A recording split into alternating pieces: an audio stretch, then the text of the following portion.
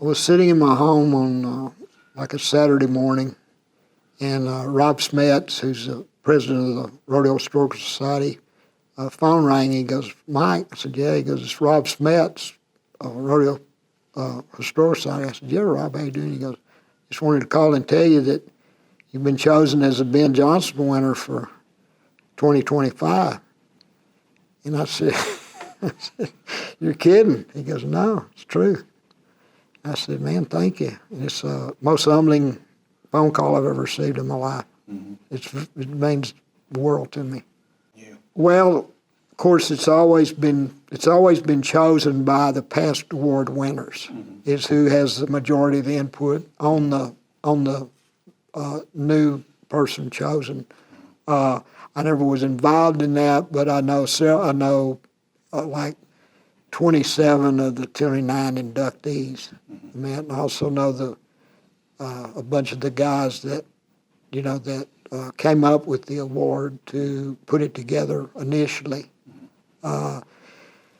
It's the most, I guess it's an award to your work that while you're doing it, you don't really realize it's work. I mean, you're not looking for any kind of gratification off of helping children. And a majority of my award, of the award for me, was community service and community service work and raising funds for young people's college educations. I was on numerous boards. I was president of the Texas Rodeo Cowboy Hall of Fame, and when I received that, first thing I did was work to start scholarships for high school kids going into college. Mm-hmm. And I also did 3, if I'm correct, special needs kid rodeos, where we brought in these children that had special needs and let them experience the Western way of life. Had some horses for them to pet and farm animals and stuff. So it's a very gratifying experience. It's always been for me my whole life. I grew up pretty hard times. My dad died when I was 9 years old. My mother raised me. So the only male figures that I had around me were my friends' dads, and they really took time with me and did a great job, especially several of them that their grandparents lived out in the country and got me interested in the Western way of life. So had it not been for these first initial contacts, who knows what would happen, but I just got hooked into it. And see, it was a funny deal. I was an only child, and so we didn't have any rodeo in our family. My dad had never rodeoed or anything, but these people that I grew up with, I was born in Houston, but I was not raised in Houston. I was raised in Bryan, Texas. Graduated from high school in Bryan. Starting out like in elementary, junior high is when I really started thinking about it, and I loved going out, to these people's ranches and stuff, and with the friend that I had, his dad took me around, and we'd go out there nearly every weekend and, ride horses and hang out, shoot guns, stuff like that, just picking up the Western way of life. So that's really how I got into it. And I think 7th grade, I started entering youth rodeos, bull riding. And back in that day, there weren't any such thing as a rodeo school or a learning session to it. Your learning session was getting thrown off and getting on another one, and that could continue for, depending on how long it took you to pick up the sport, pick up how to work the event. And a lot of people catch on a lot sooner than others, and a lot of people finally figure out that it probably isn't their game, And I rodeoed for,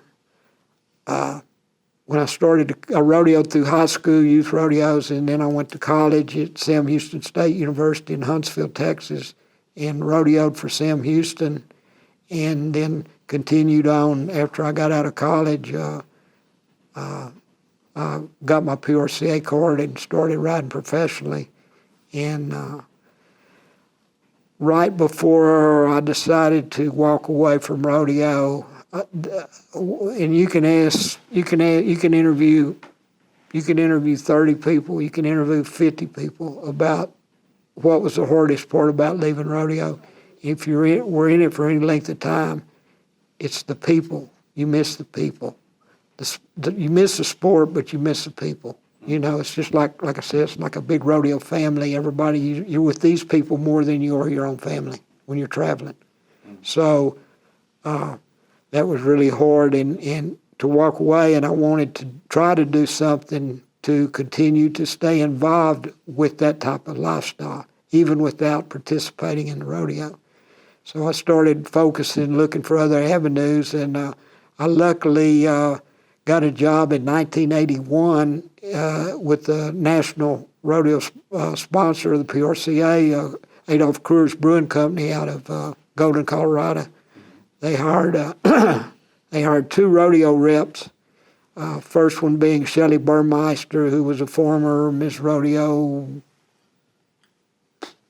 Shelley from Iowa, I believe.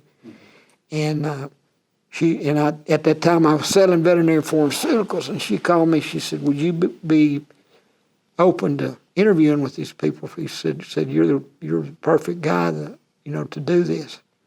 And I said, "Yeah, I'll talk to them." So went to Golden, interviewed, got the job, and I worked with Shelley 2 years, 81 and 82. And our main job was to do promotion before the rodeo. We'd go in before it started, meet with the beer distributor in that area. We'd do radio, TV interviews, tell what Coors' involvement in pro rodeo was, how much money we gave away to not only the contestants, but the stock contractors, the announcers, the different areas of the rodeo.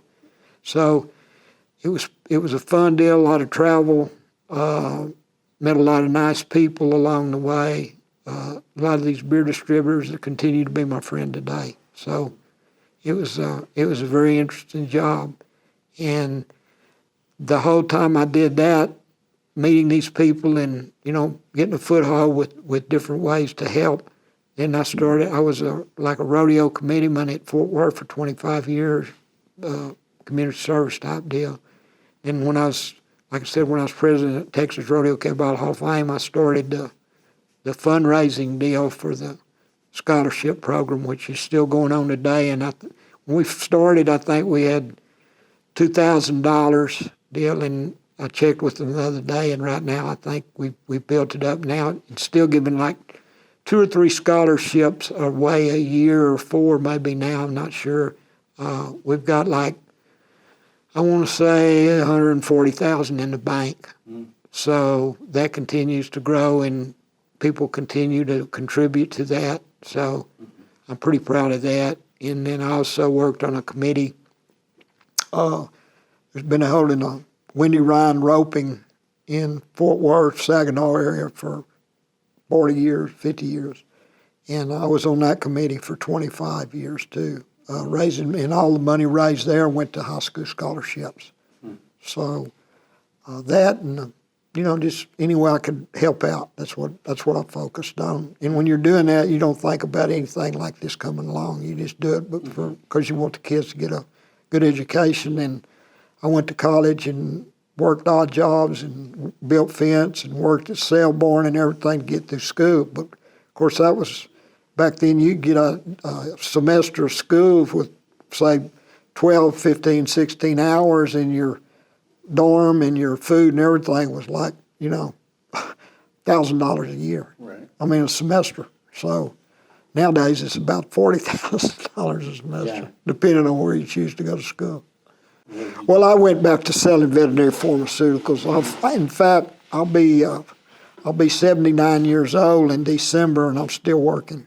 Oh yeah. So I focused in now. I'm just sell equine pharmaceuticals only, lameness drugs, primarily for equine athletes, for the high-end performance horse veterinarians. That's about all I call on it. Mm-hmm. I've got Texas and Oklahoma. Mm-hmm. So I'm in Oklahoma City about once a month, stay up here and work the Guthrie and down through Edmond and Oklahoma City area, Purcell and on down. So I've done that different companies for like 40 years. I started in 1970.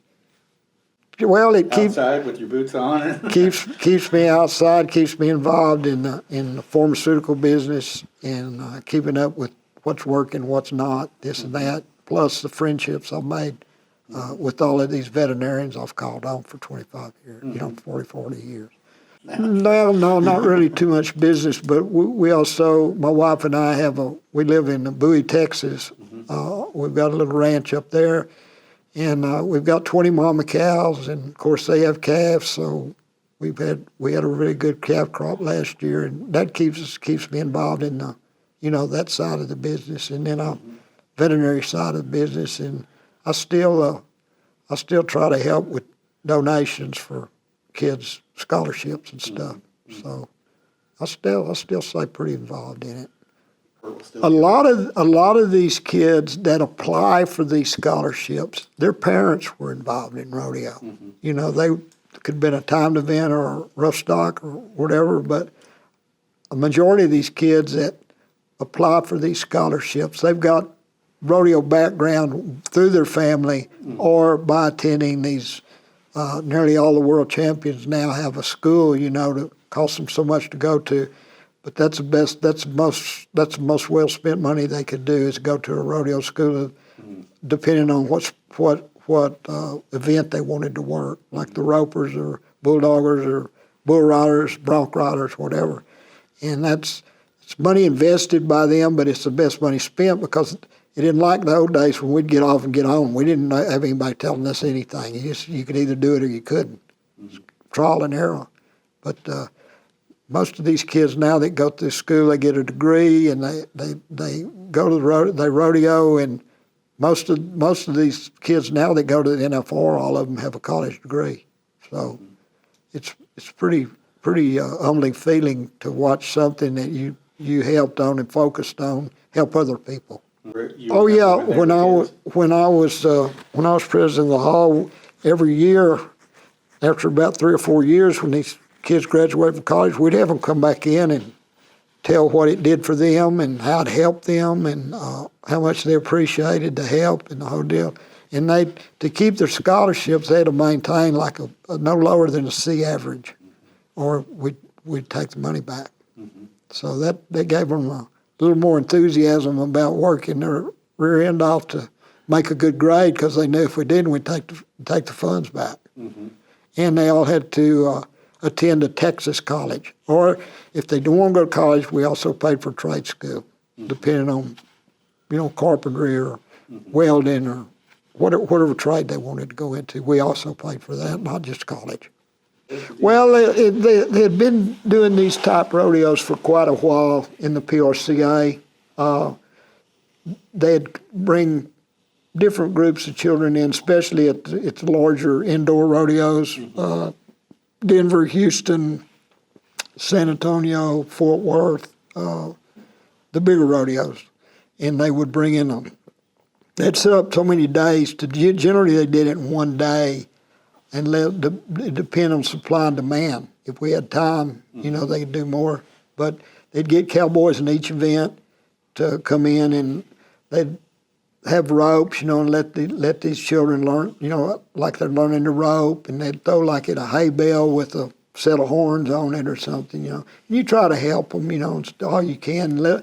Basically, it's just let them have fun and experience the Western way of life and be around live animals. A lot of these kids are grown up in the city or on cement, as we say, and they don't know thing in the world about anything. So you just try to get a group of guys there that really care about the kids and their needs and help them. That's basically just giving is what it was, to try to help them.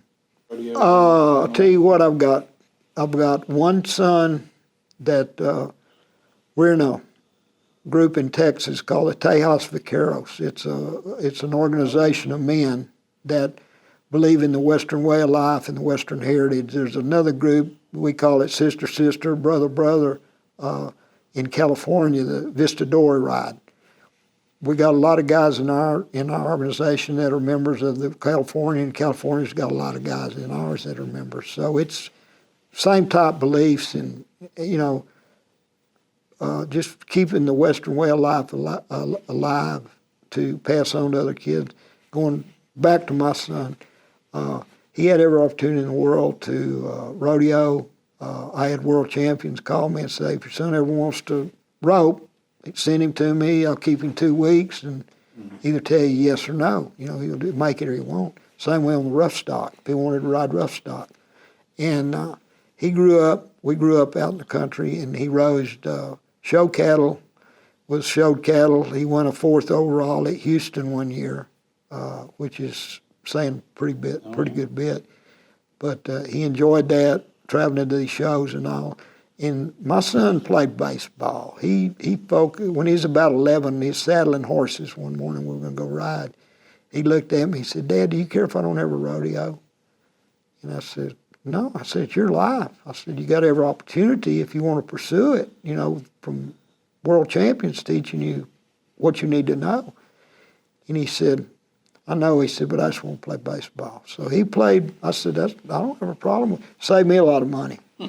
You can't get in this sport and expect to do any good unless you put 100% behind it and know that's what you want to do. Because, if there's any hesitation at all, you're going to get hurt, or you're not going to want to get on if you're riding rough stock, or if you start getting beat by timed eventers. You got to keep a mindset for the sport, because it's just like a professional baseball player. The statistics, the hits, the whole deal. It's all figured in.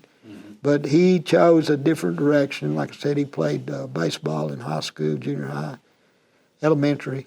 Was a really good hitter. I think he could have probably could have got a designated hitter scholarship, but he chose to go to school at Texas A&M in Galveston. He got very interested through a fellow Vaquero that was my maverick brother of maritime shipping, and at the campus in Galveston, Texas, where he graduated from. It's a true part of A&M. They both, College Station and A&M in Galveston, give the college ring, same ring.